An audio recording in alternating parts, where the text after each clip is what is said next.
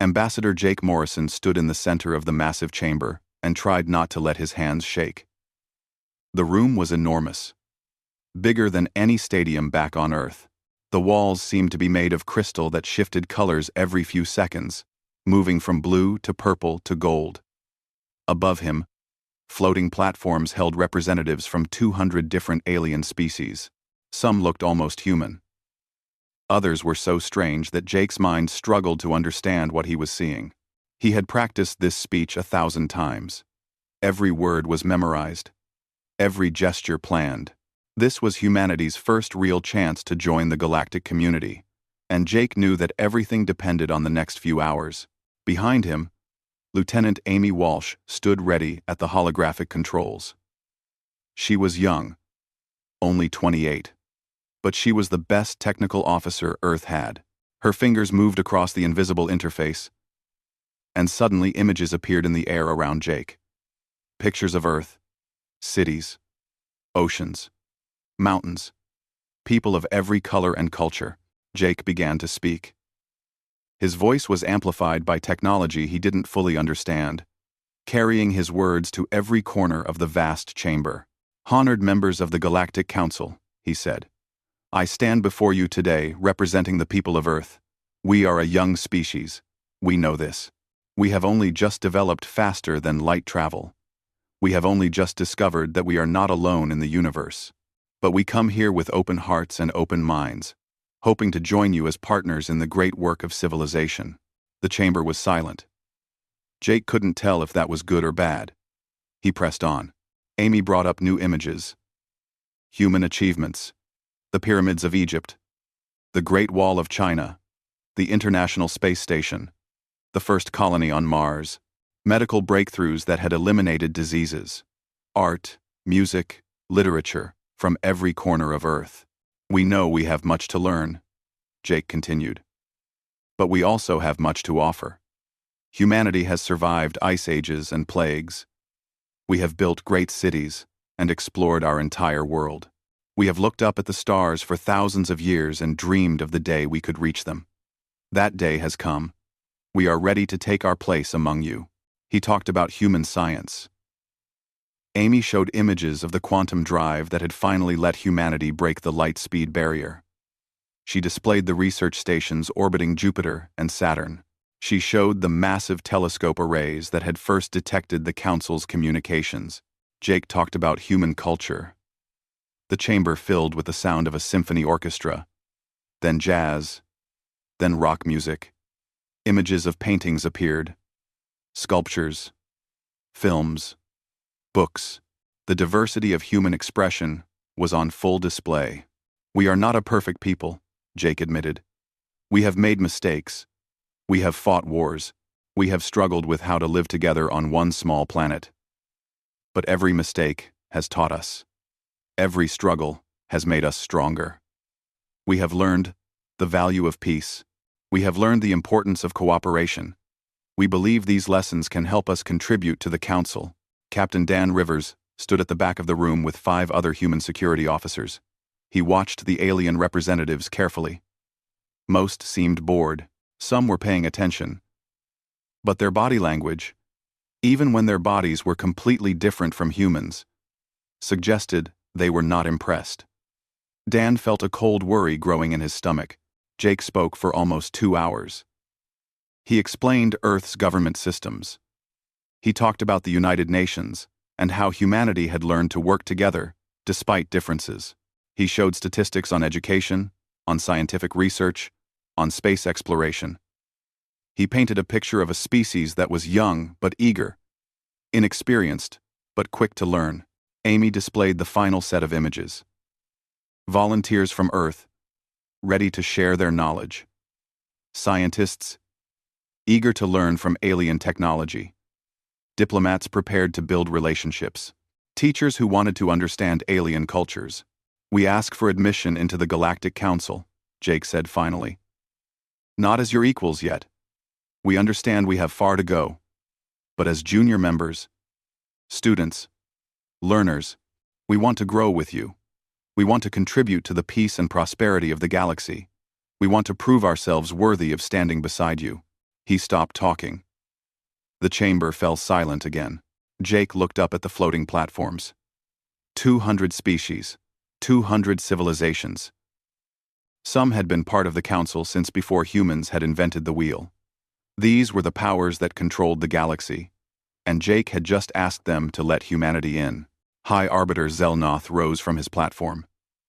He was Velkari, a reptilian species that looked like a cross between a dinosaur and a dragon. His scales were deep green, and his eyes were golden. He was ancient, even by Velkari standards. He had been the High Arbiter for 300 years. Jake felt a moment of hope. The High Arbiter was going to respond. Maybe this would be quick. Maybe humanity's presentation had impressed them. Zelnoth opened his mouth and spoke. The translator in Jake's ear converted the words into English, but the words were not what Jake expected to hear. "We have reviewed your presentation," Zelnoth said. His tone was cold. "We have examined your species. We have studied your history and your current capabilities."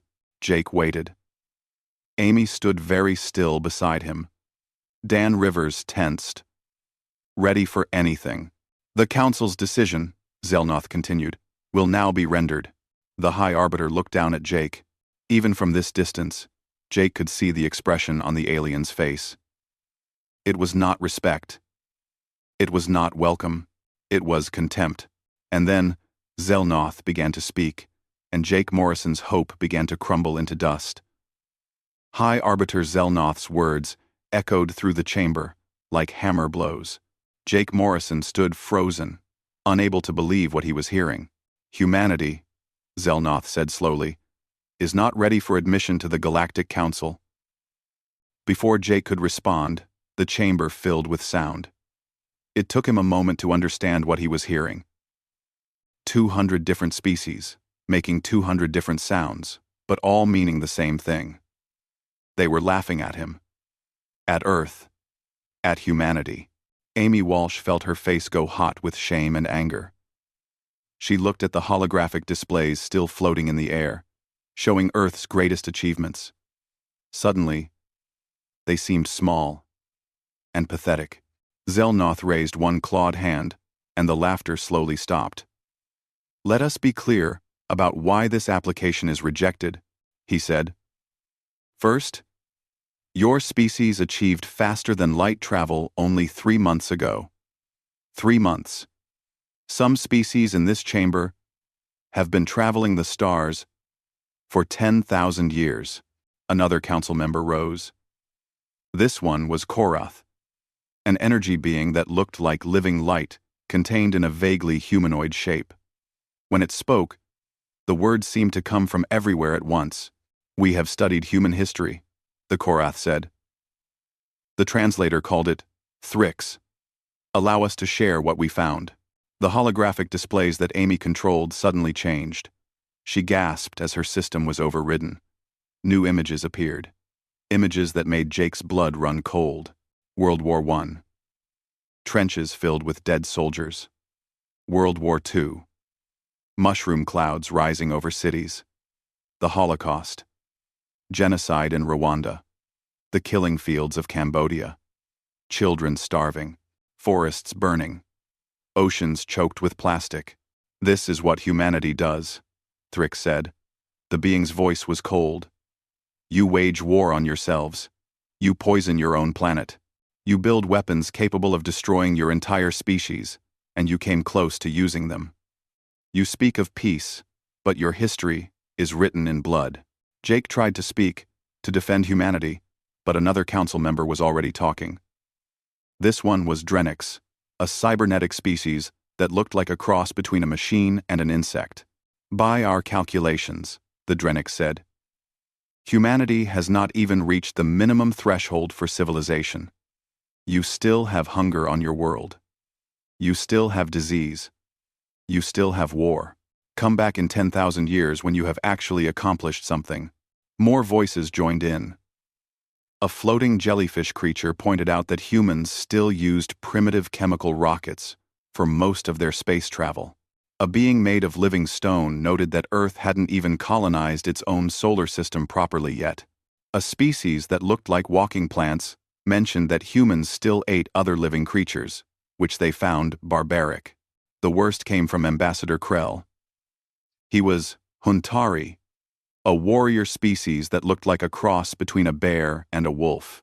The Huntari had joined the Council only 500 years ago, which made them young by galactic standards. But even they looked down on humanity. Krell stood on his platform, his massive form casting a shadow across the chamber. "The Huntari fought for our place in this council," he said. "We proved ourselves in combat and in honor. We showed strength." He looked down at Jake with obvious disgust.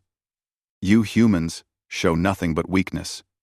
You are fractured into hundreds of small nations. You fight among yourselves. You cannot even control your own world. You come here begging for acceptance, like children asking for candy." The words hit Jake like physical blows. He had expected questions. He had expected concerns. He had even expected rejection. But this level of contempt was something he had never imagined. Captain Dan Rivers moved forward slightly, his hand moving toward his sidearm. But he stopped himself. Starting a fight here would only make things worse. He could see the pain on Jake's face. The humiliation. Dan had served under Jake for 5 years. He had never seen the ambassador look defeated before. Amy Walsh was crying. She tried to hide it, but tears ran down her face as she watched everything they had worked for crumble. Earth had spent 2 years preparing this presentation. They had sent their best people. They had shown everything humanity could be proud of. And it meant nothing. Zelnoth spoke again. "The Council's formal decision is as follows. Humanity's application for membership is denied. Furthermore, humans are forbidden from expanding beyond their own solar system without explicit Council permission. We will place monitoring satellites around your system to ensure compliance." Jake finally found his voice. "You can't imprison an entire species," he said. "We are not imprisoning you," Zelnoth replied. "We are protecting the galaxy from a dangerous, primitive species that does not understand its place. When you have matured, perhaps in 10 or 20,000 years, you may apply again. Until then, stay in your system. Develop your world. Try to grow up." More laughter rippled through the chamber. Krell was laughing the loudest. A deep, booming sound that made Jake's bones vibrate. "This session is concluded," Zelnoth announced. "Humanity's delegation will return to Earth immediately. Do not come back until you have something worth showing us." The platforms began to empty. The alien representatives disappeared, returning to their ships or their homes or wherever they went. They left without another word, as if humanity wasn't even worth a goodbye. Jake stood in the center of the chamber with his small team. Amy had stopped crying, but her eyes were red. Dan and the security team looked ready to fight someone. Anyone. But there was no one to fight. There was only the empty chamber and the crushing weight of failure. "Sir," Amy said quietly, "the ship is ready to take us home." Jake nodded slowly. He looked up at the crystal walls, at the empty platforms where the council members had sat. Not even worth their time. Something cold settled in Jake's chest. It wasn't despair. It was something harder. Something that would have surprised the council members if they had bothered to stick around to see it. It was determination. "Let's go home," Jake said. His voice was quiet but steady. "We have work to do." They walked out of the chamber together. Behind them, the holographic displays faded away. The images of Earth, of human achievement, disappeared like they had never existed at all. The Council had made their decision. They had dismissed humanity without a second thought. They would regret that. The Earth vessel Defiant moved through space on its long journey home. The ship was quiet. No one felt like talking. Captain Lisa Bennett sat in the command chair and watched the stars slide past. She had seen the recording of what happened in the council chamber. Every member of the crew had watched it. The humiliation, the laughter. In his quarters, Jake Morrison sat at his desk and reviewed the session for the 100th time. He watched every moment, every word, every gesture. He studied the alien species, their reactions, their technology, the way they moved and spoke. Amy Walsh found him there 3 days into the journey. "Sir, you need to sleep," she said. "I will," Jake replied. But he didn't move. His eyes stayed fixed on the screen. Amy sat down across from him. "They were cruel," she said softly. "What they said, how they treated us." Jake nodded slowly. "Yes, they were." He paused the recording. "But they also made a mistake." "What mistake?" "They think we don't matter. They think we're so far beneath them that we're not worth watching carefully. That gives us room to work." The journey home took 3 weeks. By the time they reached Earth, Jake had a plan. President Karen Miller met them at the landing site in Geneva. She was a tall woman with iron-gray hair and eyes that had seen too much. She had been elected 2 years ago on a platform of reaching out to the stars. Now she stood in the cold morning air and watched Jake's team disembark. "I've seen the recordings," she said without preamble. "The whole world has seen them." Jake wasn't surprised. And people are angry. Not sad. Not scared. Angry. Karen looked at him carefully. "What do you need?" "Everything," Jake said. They met in a secure room deep beneath the United Nations building. Jake, Karen, General Matt Carson, who commanded Earth's Defense Forces, and Dr. Nathan Cole, the scientist who had designed the quantum drive. Amy Walsh was there too, along with a dozen other key figures from Earth's space program. Jake didn't waste time. "The Council thinks we're primitive. They're right. Compared to them, we are. But here's what they don't know about humans. When someone tells us we can't do something, we work twice as hard to prove them wrong." He brought up a holographic display. "I spent 3 weeks studying the Council.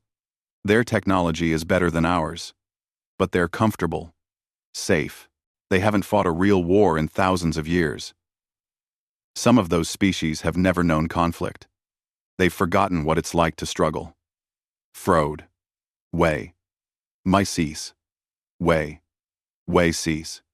Way. Way. Way. Way. Way. Way. Way. Way." Dr. Nathan Cole leaned forward. "You're saying they're soft. I'm saying they've never met a species like us.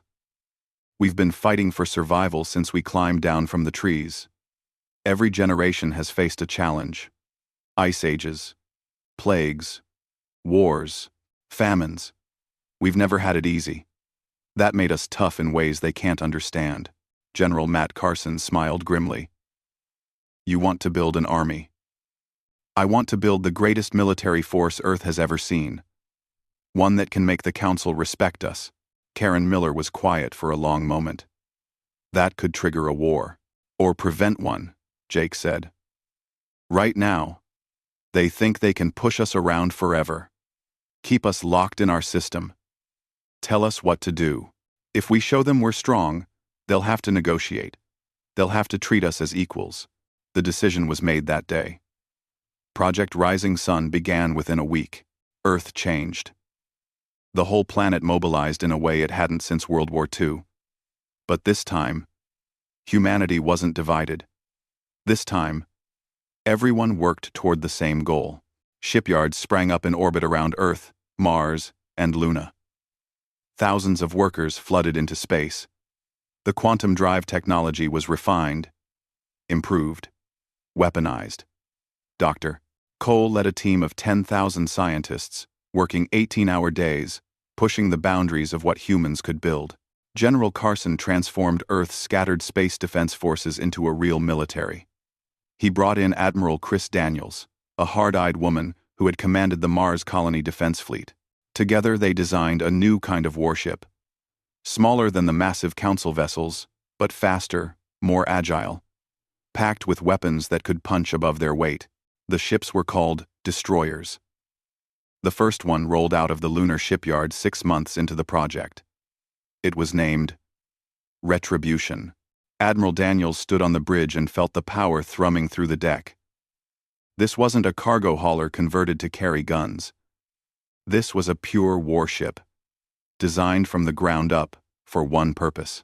"How many can we build?" she asked. "With the current production rate," the shipyard director said, "about 300 in 18 months. Then build 300. Jake Morrison didn't rest. He traveled the world, meeting with leaders, scientists, military commanders. He spoke at the United Nations. He gave interviews. He reminded people why they were doing this. "The galaxy thinks we're children," he said in one speech. "They think we're too young, too violent, too broken to matter. They're going to learn something about humanity. We don't stay down when someone knocks us down. We get up. We fight back. We prove them wrong." Amy Walsh worked with intelligence services to analyze everything they knew about Council species. She found patterns, weaknesses. The Velkari relied too much on heavy shields, and not enough on maneuverability. The Korath energy beings were vulnerable to certain electromagnetic frequencies. The Drenics were powerful, but slow to adapt to changing tactics. Dr. Cole made breakthrough after breakthrough. Better engines, stronger hulls, weapons that used quantum technology to punch through shields that could stop conventional firepower. He worked until he collapsed, then worked more. 16 months into the project, Admiral Daniels commanded a fleet of 40 warships on training exercises beyond Pluto. They moved through space like a school of predatory fish, perfectly coordinated, absolutely deadly. She watched them on her displays and allowed herself a small smile. "We're ready," she said. Back on Earth, Jake Morrison stood in President Miller's office. Through the window, he could see the lights of Geneva spread out below. Somewhere up there, beyond the sky, the Council continued their work, completely unaware of what humanity had built. "They put surveillance satellites around our system," Karen said. "They've been watching us." I know," Jake said. "Let them watch. Let them see cargo ships and mining operations and colony transports. They're not looking for warships. They're not expecting us to do anything except stay quiet and obey." "When do we move?" Jake looked up at the stars. 18 months since the humiliation. 18 months of work. 18 months of preparation.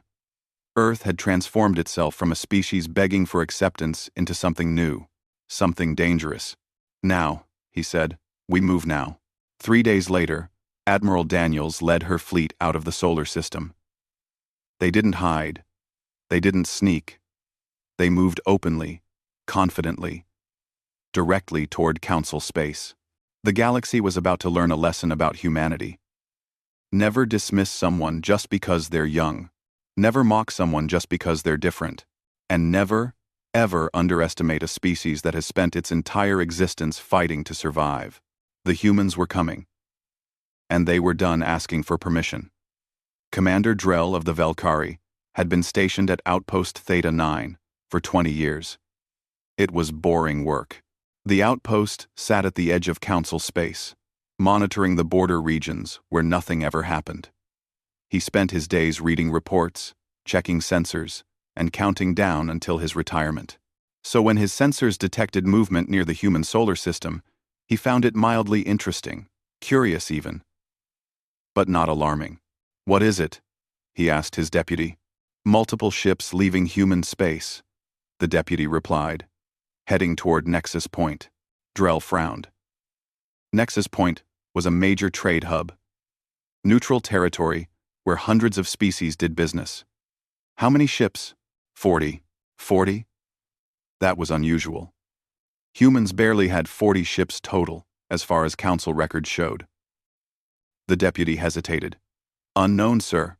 The profiles don't match any human vessels we have on file." Drell felt the first stirring of unease. "Send a message to Council Command. Tell them the humans are moving." But his message would arrive too late. Admiral Chris Daniels stood on the bridge of the Retribution and watched the stars. Around her, 40 Earth warships moved in perfect formation.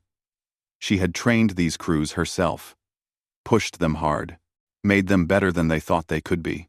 "We're approaching Nexus Point," Lieutenant Nina Brooks said from the tactical station. Nina was young, barely 25, but she was the best tactical officer Chris had ever seen. Her mind worked 3 steps ahead of everyone else. "Take us to the coordinates," Chris ordered. All ships, assume defensive positions. The fleet emerged from faster-than-light travel exactly where Chris intended. Right on the edge of neutral space, close enough to Nexus Point that every sensor in the region would see them, but not close enough to be considered an invasion. Chris opened a communication channel to all Council frequencies. "This is Admiral Chris Daniels of Earth. Humanity requests an emergency session of the Galactic Council. We will wait here for 72 hours, then we return home." The message was simple, direct, and completely unprecedented. Species didn't just demand council meetings. They applied. They waited. They followed protocol. Chris smiled coldly. Humanity was done following protocol. The response came within hours. 20 council warships appeared, led by a Velkari commander who identified himself as Captain Sorrel. His message was stern and condescending. "Human vessels, you are in violation of council restrictions. You will power down your weapons and prepare to be escorted back to your system. Failure to comply will be met with force." On the bridge of the Retribution, Nina Brooks looked up from her console.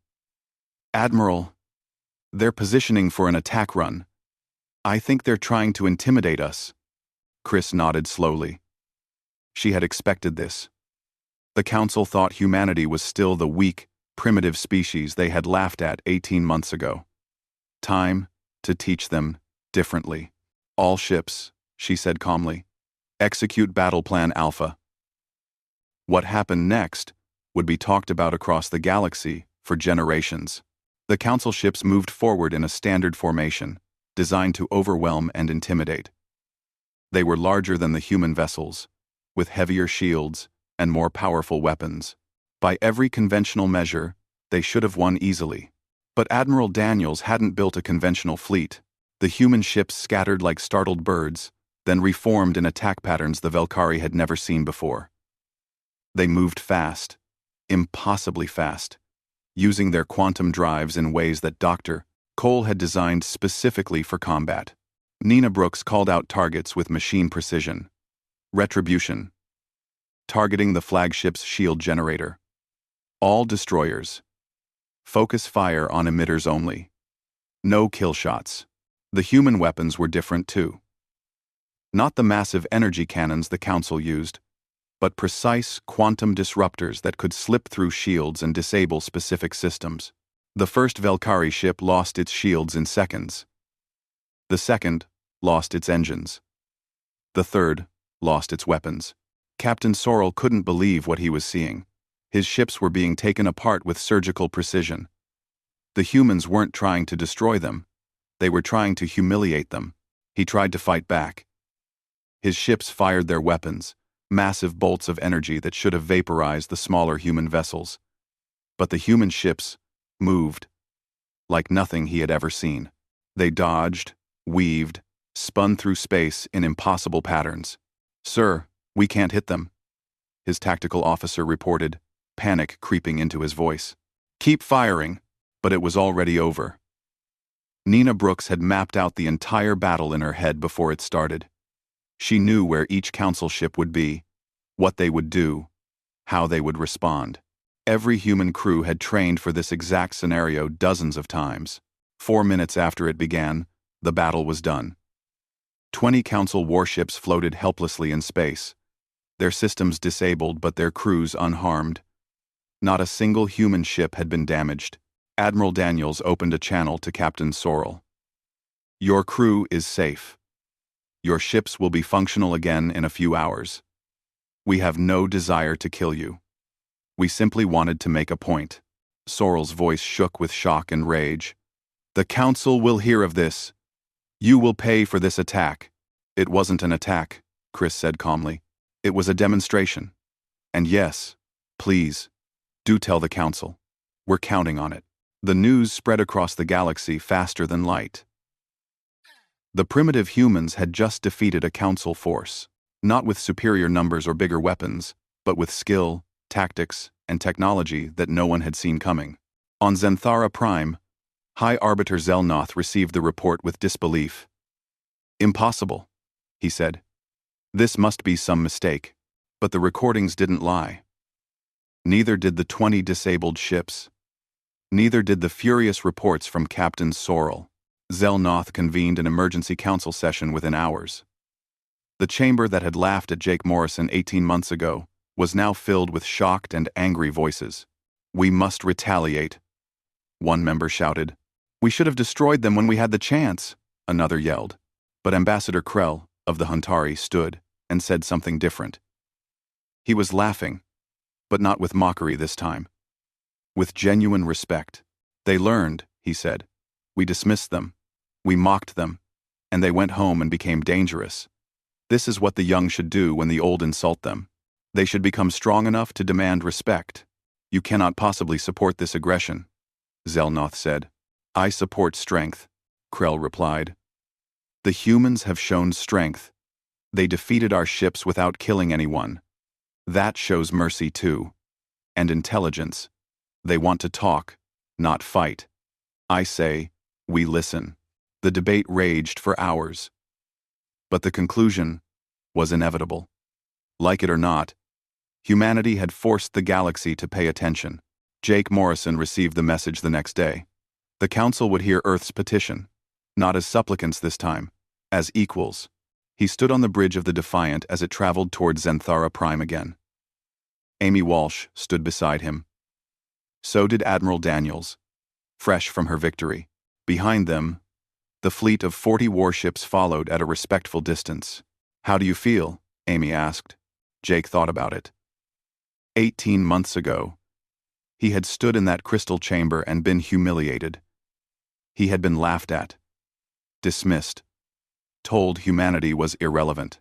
Now he was returning with an army at his back and respect earned through strength.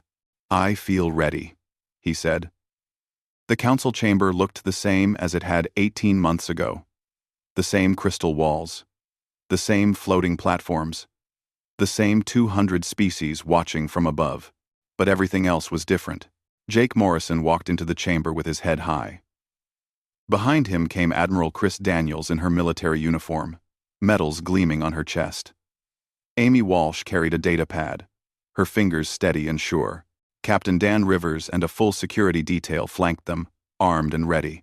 Above them, visible through the transparent dome, 40 Earth warships held position in orbit. The council members were not laughing this time. They watched in silence as the human delegation took their place in the center of the chamber. High Arbiter Zelnoth looked older than before. Tired. He raised one clawed hand for silence, though the chamber was already quiet. "The Council recognizes the delegation from Earth," he said.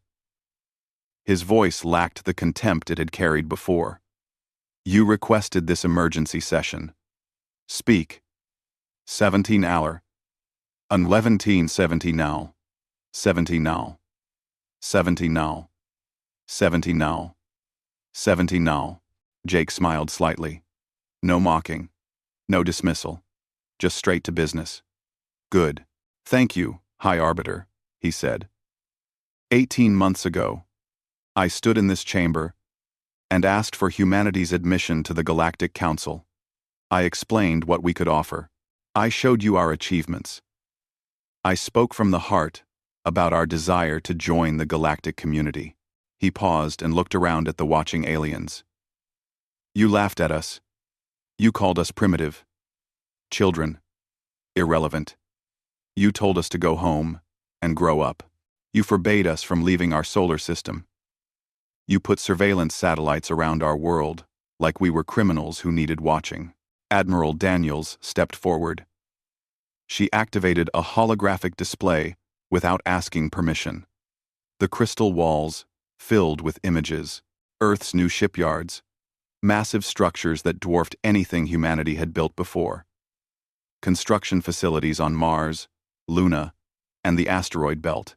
300 warships in various stages of completion, each one a match for anything the Council had. You thought we would accept your judgment, Chris said. Her voice was hard and cold. You thought we would stay in our system and behave like good little children. You were wrong. You were wrong. You thought we would accept your judgment. You were wrong. More images appeared. Research facilities. Weapons testing ranges. Training centers where thousands of soldiers and pilots prepared for war. The quantum drive generators that gave human ships their incredible speed. The targeting systems that had taken apart the Council patrol force in 4 minutes. We didn't come here to ask anymore, Jake said. We came here to inform you. Humanity will not be confined to our solar system. We will expand. We will explore. We will establish colonies wherever we choose. We will trade with whomever we want. We will defend ourselves against any threat. The chamber erupted in angry voices. Species shouted protests. Some demanded immediate military action. Others called for sanctions.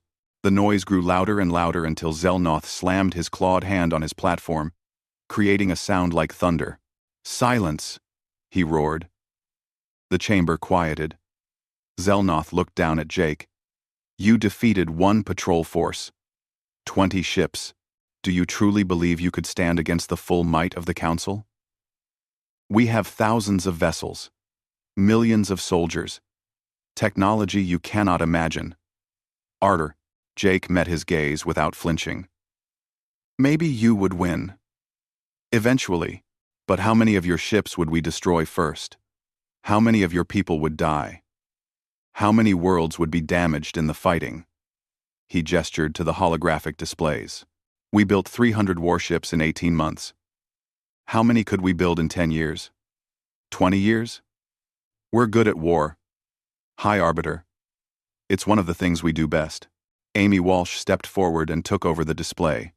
New images appeared. Documents. Communications. Records of contact with other species. While you ignored us, Amy said, we reached out to other races. The ones you dismissed the same way you dismissed us. Species who applied for council membership and were rejected for being too young, too primitive, too different.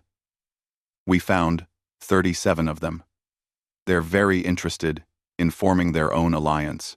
One that doesn't require the approval of species who think they're better than everyone else. The threat was clear. Humanity wasn't just challenging the Council. They were offering an alternative. A new power block that could rival the Council itself. Thrix, the Korath energy being, spoke from its platform. You are risking war across the galaxy.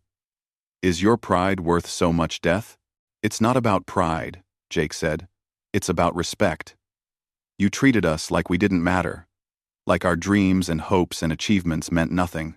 You locked us in a cage and told us to be grateful for it. No species with any courage would accept that. Ambassador Krell of the Huntari rose to his feet. The massive warrior looked at Jake with something that might have been approval. I said it before and I say it again, Krell announced. The humans have proven themselves. They were insulted, and they responded with strength. They were dismissed, and they made themselves impossible to ignore. This is worthy behavior. The Huntari vote to reconsider humanity's application for council membership. Other voices joined in. Not all of them.